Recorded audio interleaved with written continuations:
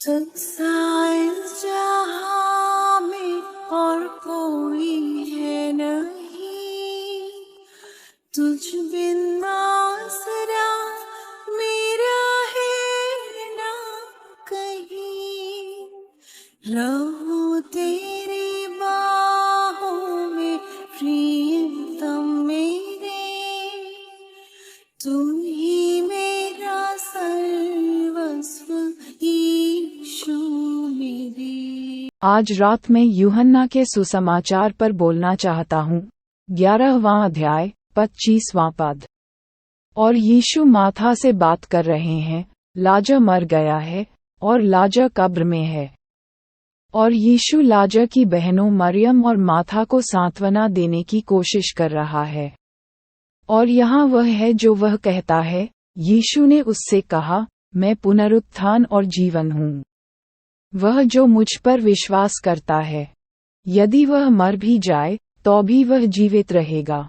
और जो कोई जीवित है और मुझ पर विश्वास करता है वह कभी नहीं मरेगा।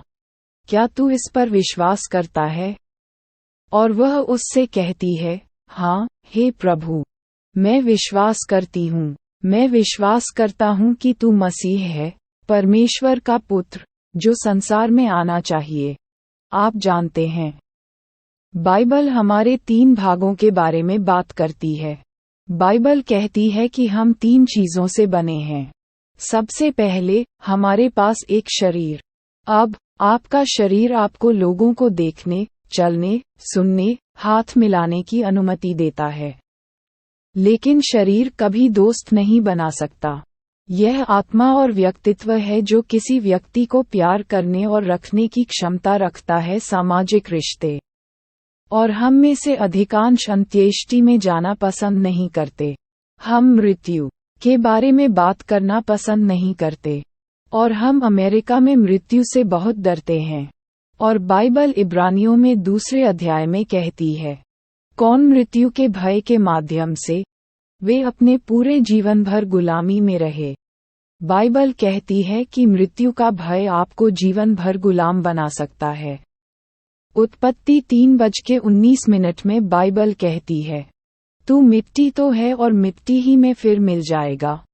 और उत्पत्ति 5 में यह इसका उल्लेख करता है।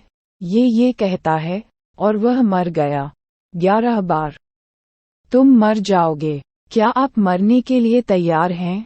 शास्त्र कहता है, मरने के लिए तैयार हो जाओ। भगवान से मिलने के लिए तैयार हो जाओ। मनुष्य के लिए एक बार मरना और उसके बाद न्याय का होना नियुक्त है। परंतु शैतान ने आदम और हव्वा को फुसफुसाया और कहा, तू निश्चय न मरेगा। और वह अब भी आप पर झूठ का इस्तेमाल करता है। आप कहते हैं कि उस कार दुर्घटना में कोई और मारा जाएगा। ये कोई और है जिसे निमोनिया हो जाएगा और वह मर जाएगा। यह कोई और होगा जिसे कैंसर हो जाता है। यह कोई और है जिसे दिल का दौरा पड़ने वाला है। लेकिन इन दिनों में से एक आप होंगे। हम अपनी स्क्रीन को देखते हैं और हम गैबेल और लॉम्बार्ड जैसी चलचित्र देखते हैं, या मर्लिन मुनरो पर चित्र देखते हैं और हम सोचते हैं कि वे जीवित हैं। या हम पूर्व राष्ट्रपति कैनेडी को स्क्रीन पर वापस आते हुए भी देखते हैं, या मार्टिन लूथर किंग को स्क्रीन पर वापस आते हैं। और किसी तरह हमारे दिमाग में यह आ जाता है कि वे अभी जीवित हैं, ठीक उसी तरह उसी पुराने शरीर में, लेकिन वे नहीं हैं। वे मर चुके हैं। तो शरीर मर जाता है। सबका शरीर मरने वाला है। तुम्हारा शरीर कब्र में जाएगा। हम में से दूसरे भाग को आत्मा कहा जाता है।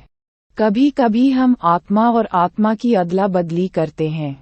लेकिन मेरा मानना है कि आत्मा और आत्मा में अंतर है। लेकिन आत्मा क्या है? आत्मा सोच सकती है। आत्मा निर्णय कर सकती है। आत्मा इच्छा कर सकती है। आत्मा जान सकती है। ये प्रेम कर सकता है, ये घृणा कर सकता है, ये प्रतिक्रिया कर सकता है। संक्षेप में, आत्मा हमारा वह हिस्सा है जिसे हम व्यक्तित्व कहते हैं। अब मेरे घर में 2 कुत्ते हैं। जर्मन शेपर्ड, अत्यधिक प्रशिक्षित कुत्ते। मैं जोड़ सकता हूँ उनमें से एक को आपके आने पर दौड़ने के लिए प्रशिक्षित किया जाता है और दूसरे को आवश्यकता पड़ने पर गुर्राने या काटने के लिए प्रशिक्षित किया जाता है। लेकिन आप जानते हैं, मैंने देखा है कि वे कुत्ते, उनमें भावनाएं होती हैं। वे शोक करते हैं। अगर उन्हें समय पर खाना नहीं मिलता है तो उन्हें चिंता होने लगती है और उन्हें गुस्सा आता है और वे प्यार करते हैं। और उनमें से प्रत्येक का अपना व्यक्तित्व है, क्योंकि आप देखते हैं, एक कुत्ते के पास एक आत्मा होती है, ठीक आपकी तरह। पूरे पशु जगत में एक आत्मा है। अगर किसी जानवर का शरीर और व्यक्तित्व इंसानों के समान है, तो इंसानों को क्या अलग बनाता है? क्या आपने कभी ऐसा सोचा है? आपको अपने कुत्ते से अलग क्या बनाता है? आपको हाथी से बेहतर क्या बनाता है? क्या आपको किसी अन्य जानवर से श्रेष्ठ बनाता है? तीसरी चीज, शरीर, आत्मा। जानवरों के शरीर होते हैं। जानवरों के पास आत्मा है, लेकिन किसी जानवर के पास आत्मा नहीं है। आत्मा एक ऐसी चीज है जो केवल मनुष्यों के पास होती है। मनुष्य के पास उसके शरीर और उसकी आत्मा के अतिरिक्त कुछ है जो अब पशु के पास है।